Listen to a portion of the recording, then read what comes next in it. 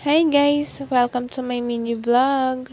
Naglinis si mama ko ng kwarto ng kapatid ko tapos ito yung nakita niya, sandamakmak na mga bibe. Gumagayak pala ako kaya ito nakita ko kasi pupunta ako sa Jeju Island. O akala nyo sa Korea no?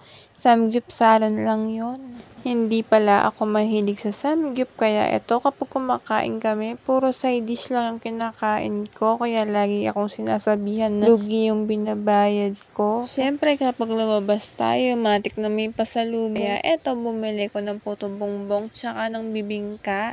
Chinek ko pala kung mainit-init pa. Nagulantang pala si mama ko sa presyo ng bibingka tsaka ng puto bongbong. Char, medyo OA lang sa word na nagulantang. Hindi naman sa binabash ko yung puto bongbong pero hindi na siya yung puto bongbong na nakilala ko. Iba na yung lasa niya, matabang na. Habang bino-voice over ko to, natatakam na naman ako sa bibingka. Lalo na simbang gabi na, marami na namang nagtitinda ng puto bongbong tsaka bibingka. Dahil panahon ngayon ng peras, kaya eto sabi ko kay mama, pagbalat niya ako ng peras. Pero sa totoo lang, hirap ako magbalat, kaya sa kanya ko na lang pinabalat. Sa ate ko sana ako magpapabalat ng peras, ang kaso kapag naghiwa siya, ang lalaki, hindi ko makain. Natatakot akong matanggal yung mga bracket ng braces ko. Isa pala yung peras sa paborito kong prutas, kaya habang panahon ng peras ngayon, tinitake advantage ko na lagi ako nagpapabili tuwing Tianggi dito sa amin. Malapit lang naman tuwing Tuesday may Tianggi.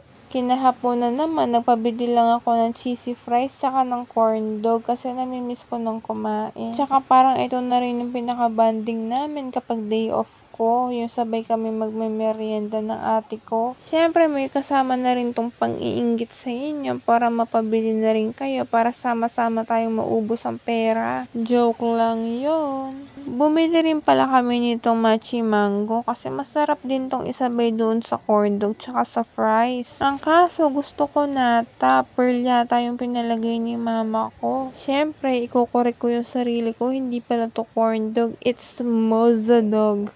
Ay, kaarte naman ng pagkakasabi. Ano lang yan, mozza dog or moza dog. Basta yun na yun. Basta nakakain, pwede na. Tapos eto, iinggitin ko kayo kung gaano to ka-cheesy. Panoorin nyo guys.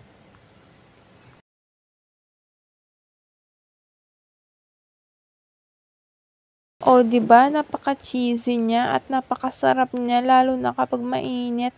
Natatakam na naman ako, ay Diyos ko day.